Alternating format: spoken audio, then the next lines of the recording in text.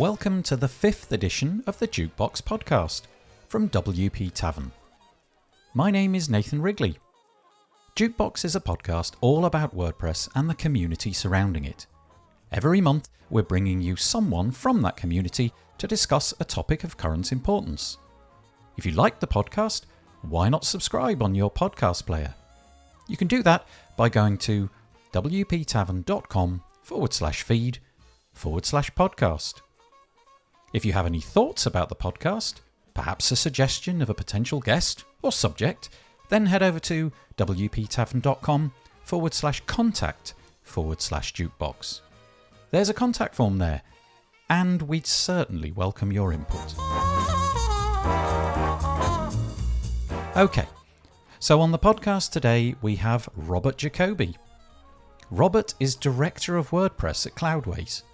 He's been working with open source software for almost 20 years and has been president of Joomla, a member of Make WordPress Hosting, and contributor to ICANN at large. He's well known for his public speaking about open source, and so the discussion today is broad and thought-provoking. We talk about Robert's Gutenberg First approach, in which he places the WordPress block editor at the heart of all that he does. He sees Gutenberg as a critical component for WordPress's future, a future in which as yet unimagined technologies will be built on top of Gutenberg and leverage the atomic way that data is stored. This leads to a discussion of how third-party developers will be able to use Gutenberg as an application platform, with unique pathways to create, store, and display content. The heritage of Gutenberg's development is also discussed. Right from the start, we knew that the intention of the project was ambitious. Its aim to become a full-site editor was explained at the outset. This has led to comparisons with other editing tools, and Robert takes on why he thinks that the incremental steps that the Gutenberg project has taken are making it a vital part of WordPress. We also look forward and get into the subject of how technology never stands still. The underpinnings of WordPress are shifting. New skills and tools will need to be learned, but that does not mean that existing ones are obsolete. Shifting gears, we move into the community events and how we've managed events during the last year. Robert is a huge proponent of in-person events and is hoping for their return. He loves the accidental situations which arrive when you're in the same space as so many other like-minded people. Perhaps, though, there's a place for hybrid events. Events in which there's in-person and online happening at the same time.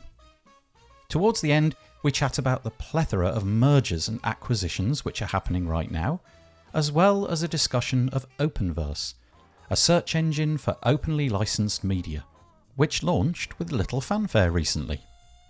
If any of the points raised in this podcast resonate with you, be sure to head over and find the post at wptavern.com/podcast and leave a comment there. And so, without further delay, I bring you Robert Jacobi. I am joined by Robert Jacobi on the podcast today. How are you, Robert? Doing well. Fantastic to be here. Thank you, Nathan. Would you mind introducing yourself? Tell us who you are and what's your relationship with technology and WordPress. I'm Robert Jacobi, Director of WordPress at Cloudways. I've been in the open source space, for almost 20 years. I'm feeling old. And actually got my raising on open source with the Joomla project, which is a 100% volunteer open source content management system as well. And picked up WordPress, slowly got into there. And boy, that's a lot of ands. I love the community. I love the greater goals that open source espouses and tries to reach. We're never always successful, but having code and information more freely accessible is something I really believe in, and I think empowers people globally and provides opportunities that wouldn't happen if these ones and zeros were siloed away in golden towers. Yeah, I mean, I'm just always just so tickled to talk about open source and all the interesting things we can do. It powers communities, it powers politics, it powers freedoms, it powers companies. It's really amazing. And we talk about WordPress all the time as one of the defining tools in this space. But you look at something like Linux, which pretty much literally everything uses these days. It's crazy how to use Matt Mullenweg's favorite phrase, these things democratize all of us in so many different ways. We've got a really broad palette of things that we're going to discuss today, ranging from Gutenberg right through to WordCamps and all sorts. So we'll crack on with the smorgasbord of what we've got to discuss. The first of our little laundry list is Gutenberg. You wanted to talk to us a bit today about Gutenberg, what you think of it and so on. And there was an event that I attended recently, which you were also in attendance at, and you were on a panel there, and you mentioned that in the face of proprietary page builders, you always had the approach that Gutenberg should be the first relation. It should come first. And I'm curious to know, what did you mean by that? What is Gutenberg First? What is this approach? So Gutenberg First to me is that we recognize the benefits of Gutenberg and don't try to subvert them or sneak around them. I think Gutenberg is one of the most critical back-end, front-end changes that has happened to WordPress in its last umpteen years. And the potential for all the interesting future-forward things that Gutenberg can do should be taken into account. So page builders are wonderful. They offer all this functionality, ease of use. But I think that they should also take and utilize Gutenberg sort of concurrently. The advantages are, one, that Gutenberg's not going anywhere. So God bless all the classic editor folk who love that experience. More than just being deprecated, it's just that is not going to be the way of the future. And secondly, the potential of what can happen when you start making all that content a bit more atomic. I come from a lot of database work. So you think of atomic data points, and Gutenberg does that sort of automatically for you. So there are opportunities in the future with Gutenberg to start parsing that data more finely. And that's why I think it's very exciting and why everything should be Gutenberg first. Again, that doesn't mean get rid of page builders or different types of themes and theming systems. It's just that at the base, Gutenberg should be a core building block of what you're working with going forward. The way that I think many people are using Gutenberg at the moment, I should probably say the block editor, but if you're using the Gutenberg plugin, you'll obviously have an enhanced experience. But if you're using the block editor, at the moment it feels as if it's prime time for editing text, inserting images, and some pretty basic stuff like that. But I can see on the horizon a whole plethora of interesting, curious, let's call them plugins for now, because that's what they are, different block components, different plugins which adapt and amend the capability of Gutenberg.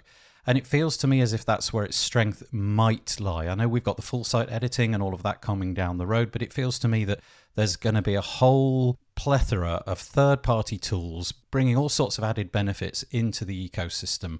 A block for this thing and a block for that thing. And whilst that might create some kind of bloat, that to me is an exciting area, and I've just wondered if that's something you're interested in, if there's any plugins or blocks that you've been looking at and thinking, that's curious. That seems to be stretching things a little bit.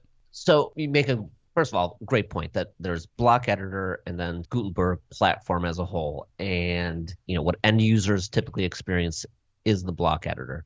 But the Gutenberg API, the Gutenberg platform as a whole is going to allow for all sorts of crazy third-party integrations. That's great.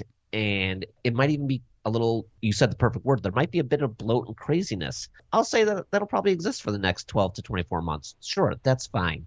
As people figure out what works and doesn't. This is sort of a dawn of a new age around taking WordPress to the next step. We've talked about for many years, WordPress is just a blog, blah, blah, blah. Okay, we've gotten past WordPress as a blog. Now WordPress is a CMS. That's great. I think what happens with Gutenberg is we look at it and say, WordPress is an application platform, and this is just another API that we can take advantage of in very different ways. So we can have forms that are much more catered to content creators that get rid of all the WordPress backend and admin stuff. Okay, you're authenticated, you're logged in. Here's your daily news forum that you're going to add content to. And because we're using Gutenberg, that makes it a lot easier to publish that content and gets rid of the technical cruft and allows developers and third-party plugin providers to have wholly unique and valuable experiences around that. And that's where the magic, I think, of Gutenberg really comes into play is where will all these third parties start finding those unique value propositions for specific content, whether, it's in a vertical like travel or e-commerce in a generic sense, or news or publications or whatnot. It's really expanded the opportunities to create workflows and interfaces and make content production speedier and safer. I think one of the curious things that I've observed over the last couple of years about it is that perhaps if we had the magic rewind button, we could go back a couple of years and potentially not really get into a conversation where it was, okay, we've got stage 1, 2, 3, and 4, and stages 2, 3, and 4 start to add in functionality that things like page builders can currently do, full site editing and all that. If it had just been touted as, we've got a new editor for you, here it is, I think it would have taken people along for the ride much more easily. But we've got this problem now, this impasse where it kind of got sold as it's going to become a page builder, but the pace of development and the fact that they've got the legacy of 40% of the web, 40 plus percent of the web to protect and so on, it hasn't been able to move in that direction potentially at the speed that people thought, well, it's going to be a page builder. It hasn't been able to mature at the rate that they would have liked to have done.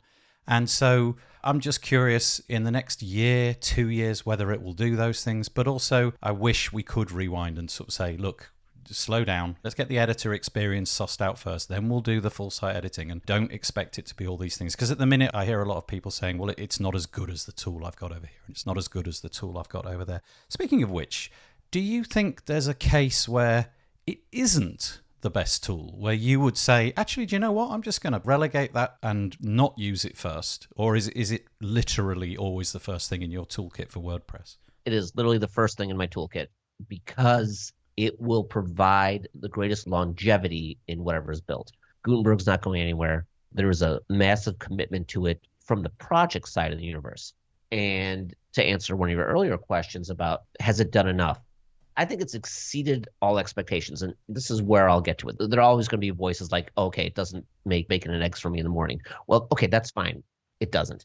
I think, and I truly believe what the magic of Gutenberg is the paradigm shift in forcing people to look at other things.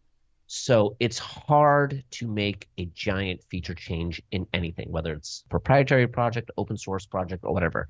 There are going to be plenty of people who are like, no, this works for me. This is great. Please don't change. I get that. But technology moves forward. People's expectations increase. 10 years ago, we barely had iPhones. All of a sudden we do, and now we expect everything to be infinitely easier and simpler and more responsive. Yes, it doesn't do everything that page builders do. That's great. That's fine. We're not trying to cut out the middleman here. And I say I'm not actually involved directly in Gutenberg at any point, but it moves the technological and user experience goalposts forward. All things being equal, the page builders of the world, Beaver Builder, Elementor, they're all going to go their own way. Having Gutenberg as a critical component, soon enough it'll be just a mandatory component. That's the end of the conversation. It says, listen, everyone, this is what we need as part of the ecosystem. This is how you're going to connect with tools. You can absolutely go around those, but why would you want to? Because this will be supported by a worldwide community. It's not just going to be supported by the Beaver Builder community or the Elementor community, yada, yada. This is now the new core, and that's very difficult to do. And it's not, jumping back to what I said earlier about it, I think just making that change in and of itself and committing to that change is more important than full site editor or anything else. There'll be incremental steps, but that was the big milestone step. Like, wow, okay, this is the new tech, and we're going to have to take advantage of it. You said two words in that last little bit. Well, you certainly said paradigm shift and you said atomic. And I think for me, the atomic bit is really interesting because what I think many people haven't had a chance to get to grips with is literally the atomic nature of it. This little section of your blog post or whatever it might be, you can just have this little interactive thing. It might be that you've got a block which does, I don't know, lead generation, or you've got a block like the cover block, which will just take care of the top of your post. And each one of those things will have a different array of settings. And it doesn't have to be built inside a proprietary thing. It's being built inside of the default editor for WordPress. So it's going to bring a ton of functionality and a ton of interesting things. Some of it will be bloated, I'm sure. There'll be many people who fall into the trap of installing 50 times more than they need to, or 5 times more than they need to. But for those of us who are curious and check things out and look and see what the end result is, you're going to be able to create really unique experiences on this one surface, and that to me is really exciting.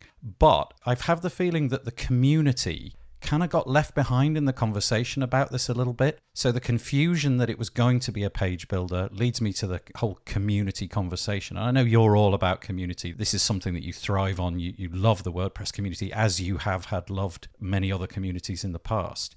Do you have any feelings around whether there's been enough involvement? Asking the questions, what should it look like? How should it behave? What do we want to leave on the floor and edit out that we just, it was a blind alley. We shouldn't have had that. Because there are some things that I think are really excellent. There are some things that I think, I'm not sure anybody's actually going to make use of that, but there it is. And just wondering what your thoughts were around whether the community had been involved, whether it could have been involved more. I'm getting chuckles about a lot of these things, like, could there have been more, all the editing and all whatnot. Since community is, especially in WordPress, a huge word, it's always difficult to get every stakeholder, given them the space, given the time, given the vote. What I like about what happened with Gutenberg is that it did move, in my mind, relatively quickly and expeditiously, and said, this is what we're doing. And I think it's too easy to be bogged down in the politics of community to actually get stuff done. So if things fall to the wayside, if things were not edited out properly, that's where I think the greater ecosystem can come into play and say, we're going to kind of tweak this, with a plugin that makes this just a bit better, or takes this out. And we have such a robust economy in WordPress that, yeah, go for it. I like to see a bit more activism from people as a whole on these projects, but it's hard. We all have day jobs. We all have stuff to do. And I'm not going to blame the leaders of the project for trying to get stuff done. In fact, I want to give them kudos to just doing it, because it's very, very easy to get pulled back and say, well, you didn't listen to so-and-so. You didn't listen to so. Well, at some point we have to fish or cut bait. We need to do something, and we need to move, the technology forward, because everyone else is doing it. And open source projects have a tendency, especially at their, let's say, late teens, early adult stages, getting sucked into managing the community more than managing the project and pushing it forward. You have to do both. It's such a tricky balance. All kudos to everyone at Make.WordPress that they were able to do this. And it's a large scale change and get it done. Fine. If you want to complain, that's great. Guess what? No software lives, at that moment in time. It's always updated and tweaked, and there are still opportunities to make changes, advocate for different functionality, expand the API, shrink the API, all those kinds of things. I do love that WordPress was able to cut bait and just go with it. One of the underpinnings of WordPress since the inception really was PHP. And obviously now we're moving into an era where these technologies are being inspected and improvements have been created along the way. And so now we're moving into an era where other technologies, for example, React, is coming along, and that requires quite a bit of relearning. You've really got to down tools, get the manuals out, start to read again. Do you have any concern that that kind of thing could be a bit of a roadblock? I mean, it will be a bit of a roadblock for certain people, but the technology has to move forward. Just curious as to what your thoughts are about how that's being implemented and whether or not we're taking it at a slow enough pace, or whether we should have just stuck with good old PHP. I like to use the right tool for the right project. And I've been a coder, developer, engineer in multiple languages. I've actually never done anything with React. That's one of the first ones. And that's okay. We evolve. I mean, if we hadn't evolved, we'd all be still using C from 1969 or whenever it came out. So this stuff has to move forward. And if React is the best solution to do that on the front end, that's great. Some people will be excited by that. Okay, I get to expand my personal knowledge and horizons by adding to React. Honestly, a lot of the headless stuff that we see these days is also React. So it's not a bad thing to learn if you want to learn that. If you don't want to learn it, okay, that's fine. There are plenty of opportunities to still expand your WordPress activities solely with PHP. Okay, those are more personal choices. Do I want to learn another language? Do I want to improve on what I already have? Yes, those are choices you have to make, but none of this lives in isolation. So we have to understand that a WordPress plain old PHP site might still need to connect up to a bunch of different things, and not all those things are going to be on PHP. You still might be connecting up to something with Perl or Python. No one's forcing you to learn it. Granted, Gutenberg injects this React universe into your face, but you can focus on the core things that you need to do without necessarily running into React. It's a tool that more people are. Here's the trick. There are plenty of new people who are entering coding, development, open source communities, and they like React. So it makes sense to take advantage of all this newfound wealth and then also draw them back into the community. Great. You love running with all this JS stuff. Fantastic. Hey, by the way, did you know you can actually implement that as part and parcel with an old school PHP content management system? Yeah, you can do that. That's great. And look how you can expand your horizon. Yeah, it stinks if you don't want to learn any kind of Node, React stuff. Okay, fine. But it's sort of the nature of code. And if we really want to take the analogy to the extreme, why aren't we still coding on punch cards with ones and zeros? We're going to abstract it and find the best tool to implement the functionality we want to see. And I get it. Me personally, I'm not going to go out and learn React today. Me 20 years ago, though, I would have added it into my tool belt in a heartbeat just because it was just one of those things that you needed at that time, if that was the case. People are going to go through their own personal and professional sort of life cycles of what they think they need to have underneath or in their tool belt to be successful. We can't stop for people who don't want to do anything outside of PHP. We're going to shift gears now and talk about in-person events under the auspices of things like WordCamp Europe, which is, depending on when you're listening to this podcast, it may just have happened, or it may be it's coming around in a year's time or something like that. But clearly, we've been through a period that has really shaken the community. I feel that as a community, we were probably as well prepared as any community could be because we were already working via the internet. We all had our computers out and so on. And yet, still, there is a concern, and I know that, for example, people like Josepha Hayden Chompo-C has mentioned things like this, that the community, in the absence of in-person events, there's been a modest disengagement. And what I mean by that is the WordPress project was propelled forward in a large part by those in-person events. So you got Contrib Day, you've just got the handshaking, you can actually meet people for the first time, you can build relationships and so on. And none of that's happened. We've had a year out. We don't know quite when that is coming back, hopefully at some point in the near future, but we don't know. And so just curious about your thoughts on that. What do you have to say about events coming back and how a project as big as WordPress, where there's no central office, where there's no boss telling everybody what to do. So if you're on the payroll, you've got to do this today and fix this thing. But that's not how it works. And so the open source model, there may be a chink in its armor here where in-person events don't happen, that camaraderie and those solutions don't present themselves. And so the project, I'm going to use the word stalls. That's a complete over-exaggeration, but bits of the project stall because nobody's meeting up.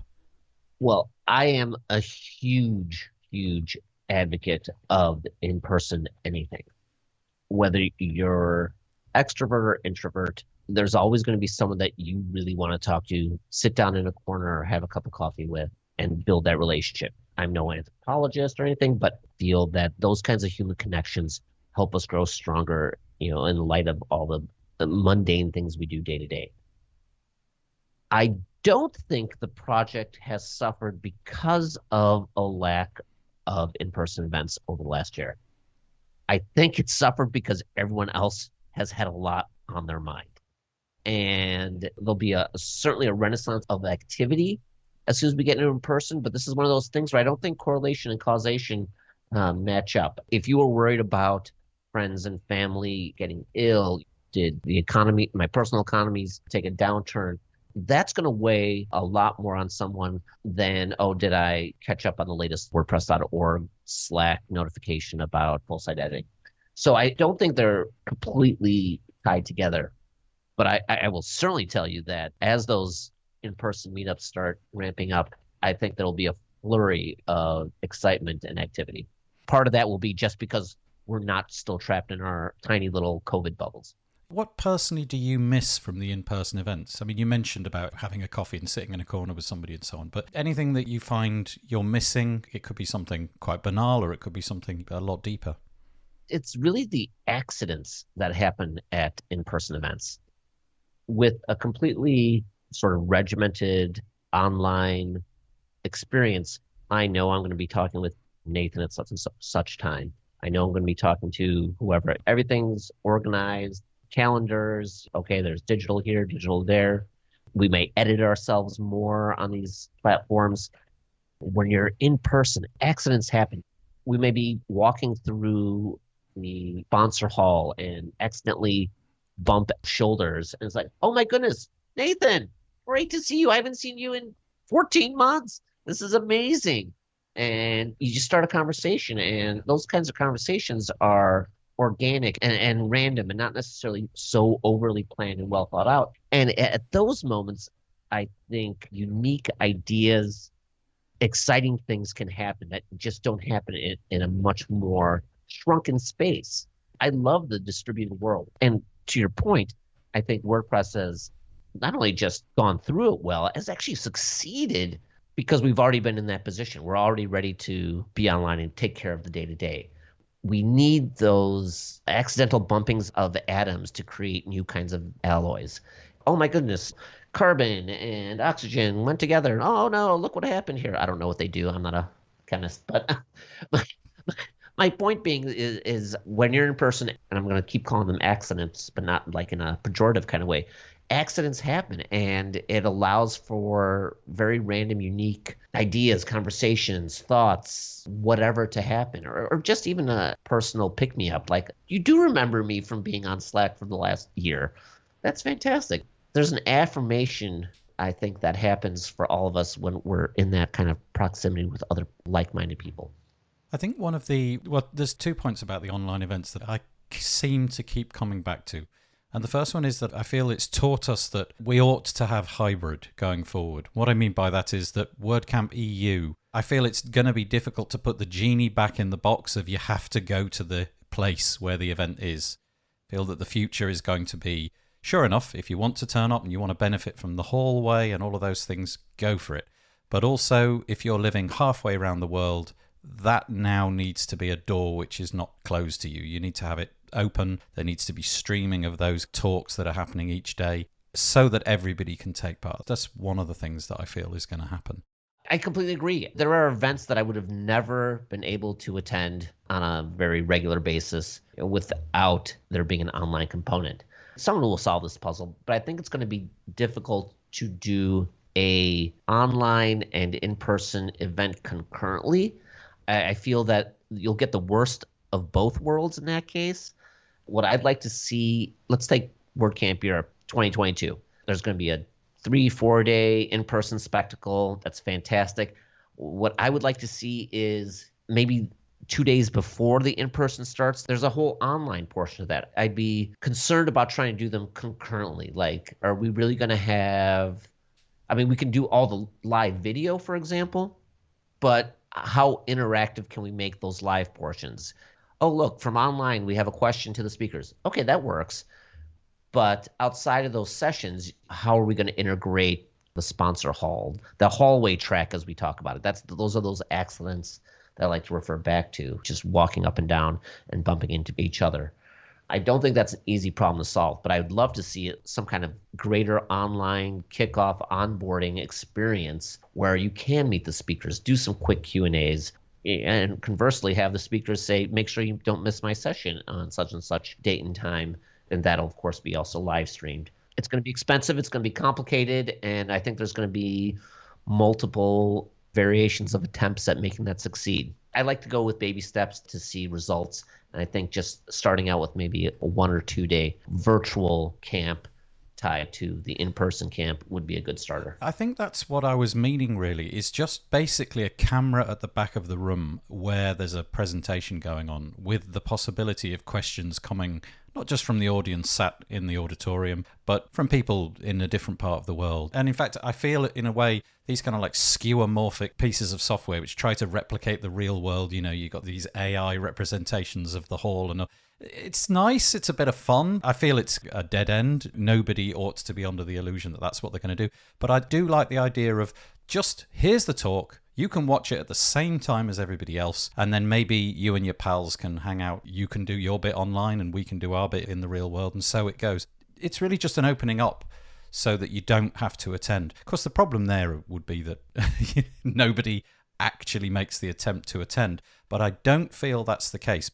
And my second point is that I feel that we need this stuff back just because the online stuff, there's a fatigue associated with that. And I don't for a minute think that everybody's fatigued. And I don't for a minute think the online events don't have merit, because they have enormous merit. And they've been an amazing bridge. But I feel that there's a proportion of the people who would love to be at live events who just can't make the transition to the virtual events. There's something about it, something stifles them. Perhaps they have the best will in the world and then it's on the screen, but then something in the real world occurs to them. The cat decides to chew up the sofa, so off you go. You got to deal with the cat. You get distracted. You want to go and make a cup of tea, so you get distracted. Whereas if you're at the WordCamp, you're fully there. You've engaged, you've committed, you've potentially got on a plane, you've booked a hotel, all of that. And there's no substitute for that. So that really was my second point, is that I want to get the people who've been disengaged back in and ready to take on all of the challenges that we've got. Yeah, I think we're on the same page. I can do virtual events. I certainly prefer in person. And the best example of how we know that in person is very valuable is when you go to a lot of these virtual events, the networking spaces are generally very empty. People aren't having those conversations, those random accidental conversations that they would at an in-person event. Because at an in-person event, you are physically, quote unquote, stuck in that space.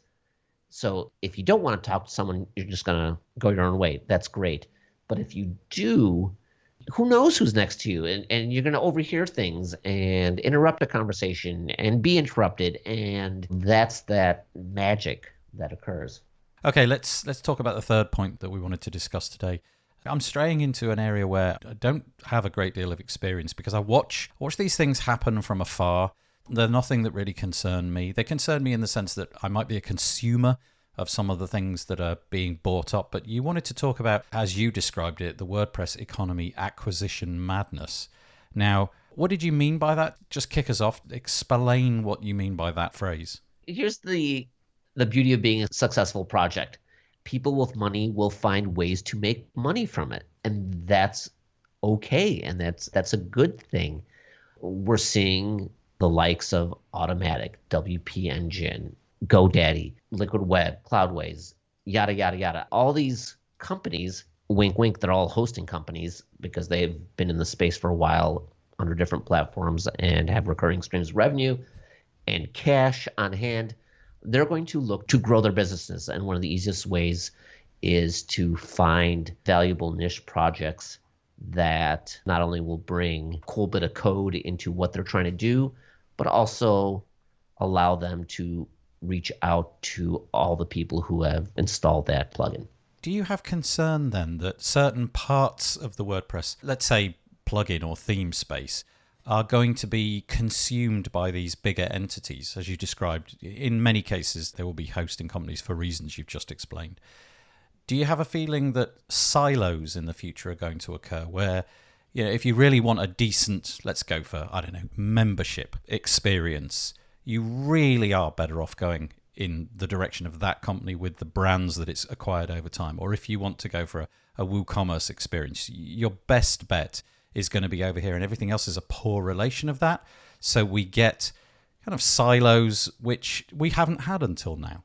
I think that'll happen in the short term, but when that happens, a vacuum is created in the overall ecosystem.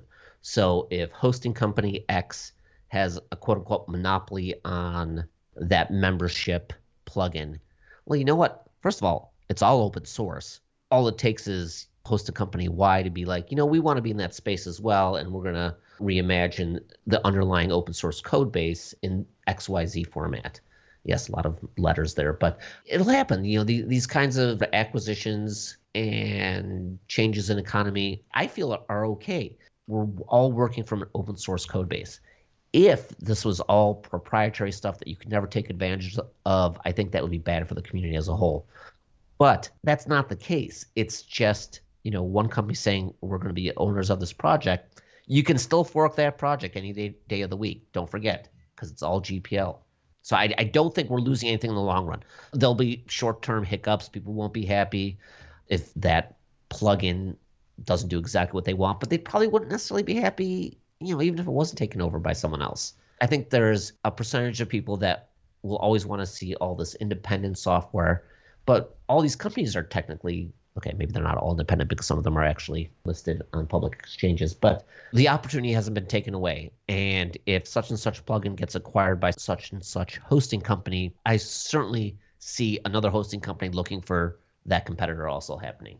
Do you feel that, well, okay, again, rewinding the clock for the second time in this podcast, if we could go back maybe 6, 7, 8 years, something like that, before these companies were buying up suites of plugins and what have you to bulk out their offering, we basically had independent plugin developers. There may have been a team that grew up over time and they were inventing a solution for a particular problem, and they were really invested in that, and that was great. We want to solve the calendar thing, or we want to solve the menu thing, whatever it may be.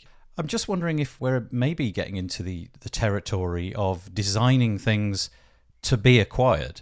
We design something so that this can happen, so that we can become bought up, taken along for the ride by a big hosting company. And just really whether or not there's any dynamic that changes, the way that instead of serving the customer and always trying to offer the best support for the product, really your whole intention for that business isn't to create the product for the customer, it's to create the product for the sell in the future.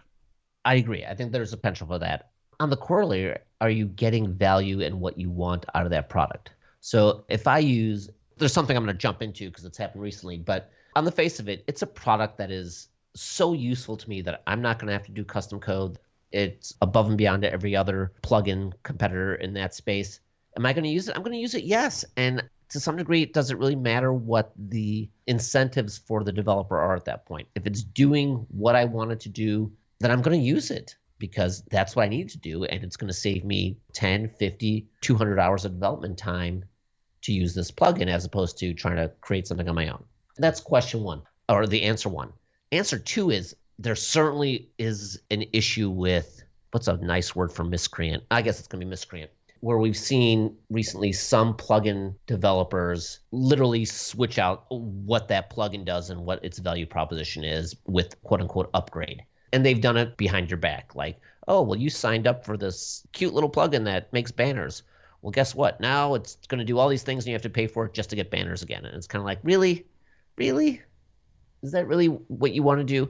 And I think those developers are getting called out on it. The agencies and content creators, certainly in the nearby community, are aware of that. I think those kinds of, they're not necessarily illegal in any way, shape, or form because you can do that. But does it really stick by the unofficial developer third-party ecosystem code of conduct? And I think we're always going to see exceptions to the rule. But as long as those are just exceptions, I think we're in a good space. Let's pivot again. Openverse. I've got to say, this is something that kind of passed me by. The radar wasn't working properly over the last few weeks since Openverse came along. So I'm going to ask you to tell us what Openverse is. I have a very vague understanding of what it is, but I'd like you to tell us why you think it's important. This is a new project in the WordPress ecosystem. I should say WordPress.org ecosystem.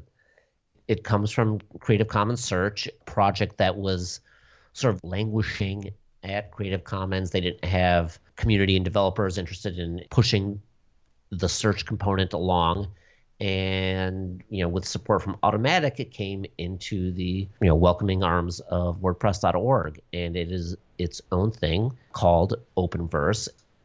I'm excited by it. One, because it sort of expands the open source vision of WordPress. Is WordPress becoming even a greater open source proponent? It's not just the CMS, but now we also have additional things that we're caring about, which I think is fantastic. It's simultaneously is going to be working on technical aspects as well as open Libra software model of content model, I should say, where the tool will be helping WordPress as well as anyone else, obviously, on finding Creative Commons open licensed media. So in this case, images. I think it's a great expansion that's completely in line with what the project is looking to do. And I think it's going to be surprisingly helpful, and people won't even realize what's going on, but they'll all of a sudden be able to access a bunch of new content natively in whatever application. Obviously, WordPress will be at that top of the list, but you'll be able to access it with Drupal or proprietary systems. What was the problem with the old licensing model? What was broken with it? What was broken was there was no one who was going to commit to keeping up the code base to make CC search working and functioning, tweaking it, bug fixes, whatnot. So, as part of the WordPress project, there will actually be active development and maintenance of the Creative Commons search. Okay, so was there any concern that things which you may have downloaded from third-party sites, we all know the ones that we customarily go to, that they were often perhaps changing the license after you downloaded things, and then suddenly you didn't realize that you were in contravention of a license which you thought you had full access to download, redistribute, do whatever you wanted, and suddenly you realize, oh, okay, that's no longer the case. This image that I've got, I need to take down.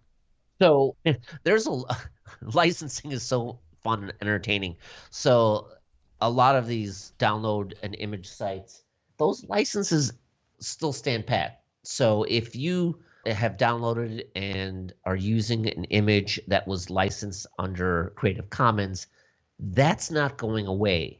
Will they relicense new images? Possibly. The point is, how easy will it be to find more Creative Commons-based media? And I think that is the purpose of Openverse, to make that as easy and intuitive as possible. So again, it's taking what used to exist as part of Creative Commons search, almost like a fork, rebranding it under Openverse and making it part of an ecosystem that's open sourcey. And this is going to be completely available inside the WP admin. So you'll have search integrated there, and if you want to search for, I don't know, a cat on cushions, for example, you'll be able to do that, and everything that's returned you'll be able to use, hopefully, because the search will have returned something valuable to you. In this case, cats on cushions. Right. That is my expectation. Obviously, it's not built into any of that yet, but yes, that is exactly where I see the project going. But it was a nice philanthropic gesture of Automatic to take this on board and just basically put it into WordPress so that the likes of me and you can find our cats on cushions whenever we please. Right.